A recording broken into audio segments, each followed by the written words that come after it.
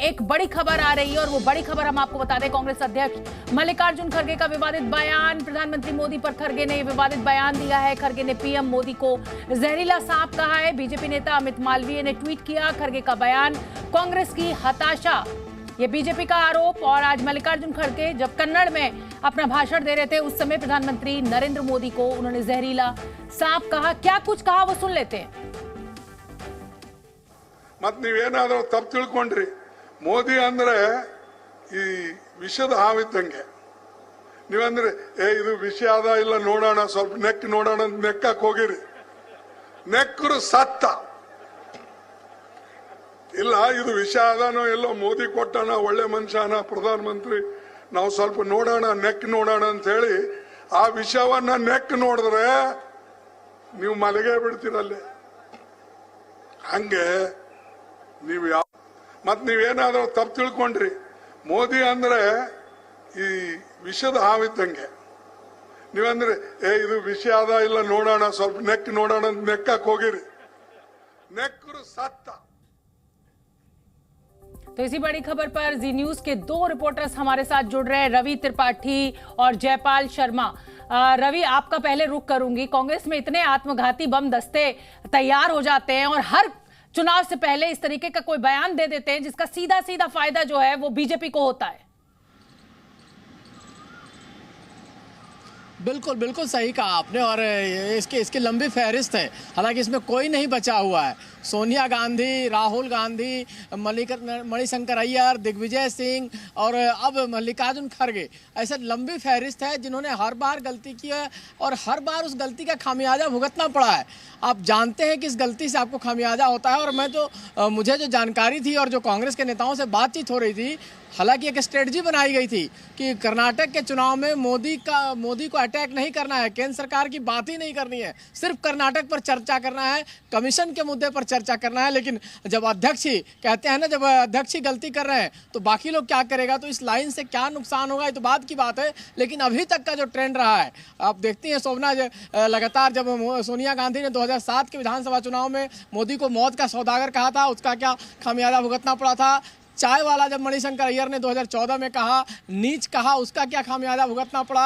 राहुल गांधी ने 2019 में उनको कहा खून की दलाली करते हैं। बिल्कुल रवि, मैं आपकी बात को सुनूंगी पूरा, लेकिन उससे पहले ये बताना अपने दर्शकों को बेहद जरूरी है कि इस पूरे बयान पर अब खड़गे ने सफाई दी है, प्रधानमंत्री को नहीं बीजेपी को सांप बताया, ये खड़गे कह रहे हैं। और क्योंकि ये भाषण कन्नड़ में था, हमने आपको सुनवाया भी, अब खड़गे की तरफ से सफाई आ गई है। जयपाल शर्मा का मैं रुख करना चाहूंगी। जयपाल, मुझे लगता है कि कांग्रेस को अपनी गलती का जो एहसास था वो बहुत जल्दी हो गया और फटाफट इसको जिसे कहा जाए कि रेक्टिफाई किया गया और प्रधानमंत्री को नहीं बीजेपी को सांप बताया गया। खड़गे का बयान आ चुका है। जी देखिए, राजनीति में जो है विपक्ष की आलोचना की जाती है और आक्रमण किया जाता है, लेकिन आक्रमण करते समय में शब्दों की मर्यादा को जो ध्यान रखा जाना चाहिए। मल्लिकार्जुन खड़गे जो कि आज की तारीख में कांग्रेस के सबसे बड़े नेता हैं, लेकिन आज वो गलती कर बैठे हैं। इस वक्त एआईसीसी के प्रेसिडेंट भी हैं, उनसे गलती हो गई है और शायद इसीलिए अब वो उस गलती को सुधारने की कोशिश कर रहे हैं। हालांकि उनका जो बयान है उसके ऊपर में वो जब बोल रहे हैं तो वो सीधे तौर पे जो है प्रधानमंत्री को इंगित कर रहे हैं। वो कहते हैं कि वो अपने आप को बहुत बढ़िया बना करके प्रस्तुत करते हैं, पर आप अगर उनके पास जाएंगे, आप अगर उनसे ज्यादा सटेंगे तो वो आपके लिए विष का काम करेगा और वो आपके लिए घातक हो सकता है। इसलिए उनको उनके करीब जाने की कोशिश ना करें। शायद इसके लिए कुछ बेहतर शब्दों का इस्तेमाल किया जा सकता था इसी बात को कहने के लिए, लेकिन विषधारी कहना, उनको सांप कहना, और ठीक है, शायद कांग्रेस को अपनी गलती का एहसास हो गया है, इसीलिए सफाई आई है। बहुत बहुत धन्यवाद जयपाल आपका। रवि, आपका मैं रुख करना चाहूंगी। जैसा कि जयपाल बता रहे हैं, कुछ शब्दों का खेल भी है। देखिए, पूरा भाषण जो है वो कन्नड़ में किया गया है और जो जानकारी मिल रही है वो अमित मालवीय के ट्वीट से मिल रही है। कहीं ना कहीं कांग्रेस ने अपनी गलती को समझ लिया है, लेकिन ये जो शब्दों की मर्यादा की बात जयपाल कर रहे थे, ये तो मुझे लगता है कि आज की राजनीति में ये मर्यादा बची ही नहीं है। क्या बीजेपी के नेता और क्या कांग्रेस के नेता या किसी भी लोकल दल के नेता, शब्दों की तो कोई गरिमा किसी के पास है ही नहीं। बिल्कुल बिल्कुल सही आपने कहा। और इसको लेकर चुनाव आयोग पे भी कई बार कहा गया है। चुनाव आयोग आपका हालांकि आचार संहिता लागू हो गई है और चुनाव आयोग इस पर कार्रवाई भी करता है। आप गौर कीजिए कि पिछले दिनों में जिन्होंने शब्दों की मर्यादा पर कहीं ना कहीं गड़बड़ की है उस पर कार्रवाई भी हुई है। राहुल गांधी इसका खामियाजा भुगत रहे हैं, कोर्ट में भुगत रहे हैं इसी शब्दों की मर्यादा पर।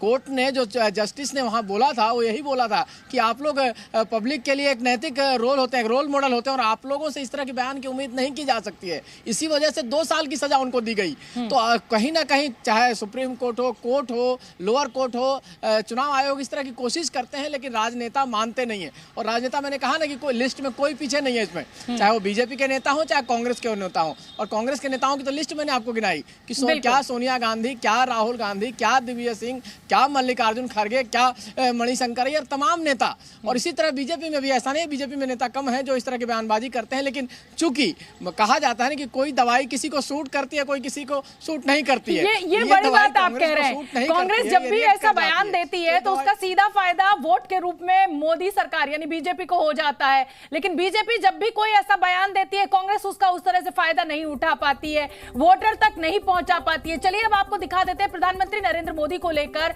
पहले क्या क्या ये विवादित बयान रहे हैं। आप देखिए 12 नवंबर 2022 को मोदी को औकात दिखा देंगे। मोदी को बताया सबसे क्रूर प्रधानमंत्री सुरजेवाला ने। हिटलर की राह चलेगा तो हिटलर की मौत मरेगा, ये सुबोधकांत सहाय ने ये स्टेटमेंट दिया था। देश मोदी के बाप का नहीं है, ये अधीर रंजन चौधरी ने ये स्टेटमेंट दिया था। प्रधानमंत्री मोदी की तुलना जनरल डायर से कर डाली थी ये दिग्विजय सिंह, और दिग्विजय सिंह तो इस तरह के विवादित बयान देते ही रहते हैं। मोदी आजाद भारत के सबसे झूठे नेता, ये कर्नाटक के सिद्धारमैया ने कह दिया था। पीएम शिवलिंग पर बैठे बिच्छू जैसे, ये शशि थरूर जिनके लिए कहा जाता है कि शब्दों से भाषा से खेलना उनसे बेहतर कोई नहीं जानता। देश का चौकीदार चोर है, ये तो राहुल गांधी आप सुनते ही रहे। मोदी नीच किस्म का है, ये मणिशंकर अय्यर का बयान है। पीएम मोदी जवानों के खून के दलाल हैं, ये राहुल गांधी ने कह दिया था। तो ये तमाम वो नरेंद्र मोदी को कहा था मौत का सौदागर है। लेकिन ये बात बहुत पुरानी हो गई 2007 की। रवि त्रिपाठी का मैं रुख करना चाहूंगी। रवि, बिल्कुल जाहिर सी बात है हम इस समय जो प्रधानमंत्री नरेंद्र मोदी के लेकर जो विवादित बयान दिए गए वो अपने दर्शकों को दिखाए, ये फेहरिस्त बीजेपी के नेताओं की भी है। लेकिन क्योंकि आज खबर यह है कि खड़गे ने एक बार उनको सांप कह दिया है तो इसीलिए मैं इसी पर रहना चाहूंगी। मेरा सवाल आपसे यह है कि हर बार मोदी को जब जब उल्टा सीधा कहा गया वोट बैंक के रूप में बीजेपी ने सीधा सीधा फायदा लिया, तो क्या अब इस बयान को लेकर बीजेपी आक्रामक रूप से वोटर तक पहुंचेगी कर्नाटक के और इसका फायदा लेने की पूरी कोशिश करेगी? बिल्कुल, देखिए बड़ा दिलचस्प बात मैं आपको बताना चाहूंगा। क्योंकि कांग्रेस के नेताओं के साथ लगातार बैठना होता है कवर करने के नाते से, तो इस बात का डर कांग्रेस के नेताओं को था और ये इस बात की चर्चा थी कि प्रधानमंत्री मोदी के मैदान में उतरने से पहले और उसके बाद 2 तरह की स्थितियां होती है। आज की डेट में चर्चा ये हो रही है, आमतौर पे लोग मान के चल रहे हैं कि कांग्रेस पार्टी को कर्नाटका में एज है, क्योंकि वहाँ बीजेपी की सरकार है, उसके खिलाफ एक एंटी इनकम्बेंसी, एक करप्शन का इशू है, तमाम सारे लीडरशिप का इशू है। इस वजह से कहीं ना कहीं कांग्रेस को फायदा दिख रहा है। लेकिन क्या प्रधानमंत्री मोदी जब मैदान में उतरेंगे, और आज पहले दिन उन्होंने संबोधित किया, कार्यकर्ताओं को ऑनलाइन संबोधित किया है, और उसके बाद ही जो गुस्सा दिख रहा है कांग्रेस पार्टी के नेताओं में, और अगर इस तरह से गलती करते रहे तो देखिए इस बार बीजेपी जो चुनाव लड़ रही है कर्नाटक में, प्रधानमंत्री मोदी के फेस को लेकर लड़ रही है, येदियुरप्पा के फेस को लेकर चुनाव नहीं लड़ रही है। और प्रधानमंत्री मोदी के बारे में जो चर्चा है कि जितने पॉपुलर वो नॉर्थ इंडिया में है उतना ही पॉपुलर कर्नाटक में है। और ये स्कीम की जो फूड स्कीम है, खास तौर पे आप जानती हैं अन्नदाता के तौर पे उनको जाना जाने लगा है कोरोना के बाद, तो कमाल की पॉपुलैरिटी है नरेंद्र मोदी की। और अगर जो गरीब तबका जो अपने आप को मोदी से कनेक्ट करता है, जैसे इंदिरा गांधी के जमाने में था, अगर इंदिरा गांधी को आप गाली देते थे तो गरीब उससे अपने आप को कनेक्ट करता था, उसको जवाब देता था वोटर के तौर पे।